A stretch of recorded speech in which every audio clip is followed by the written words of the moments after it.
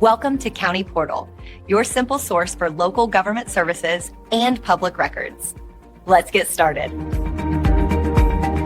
Filing a restraining order online is a process that can help you get protection, but it's important to know the steps and understand that it varies by location. This video will walk you through the general process, but please remember, this is for informational purposes only and is not legal advice. If you are in immediate danger, stop watching and call 911. Your safety is the absolute priority. The first and most critical step is to determine if your local court system allows for online filing of protective orders. This capability is not available everywhere. You need to visit your specific county court's official website.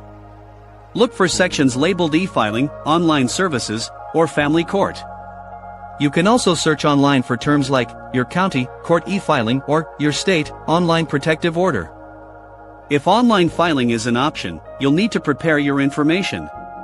Gather the full name, date of birth, and last known address of the person you are filing against. You will also have to write a detailed declaration. This means describing the specific incidents of abuse, harassment, or threats. Be as factual as possible. Include dates, times, locations, and exactly what happened. If you have any evidence, such as photos, screenshots of text messages, emails, or police report numbers, have those files ready to potentially upload. Once you find the online portal on the court's website, you will likely need to create an account. Then, you will locate the correct forms, often called a petition for a protective order or request for a domestic violence restraining order. Fill out every section of the form completely and truthfully. Your detailed declaration will be a key part of this application. After you submit the forms electronically, the process is not over. A judge will review your request. If they find sufficient grounds, they will issue a temporary restraining order, often called a TRO. This order is not permanent. A court date will be set, usually within a few weeks. The other person must be legally notified of the TRO and the court date. This is called service of process, and you cannot do it yourself. The court will provide instructions on how to have a sheriff's deputy or a professional process server deliver the documents.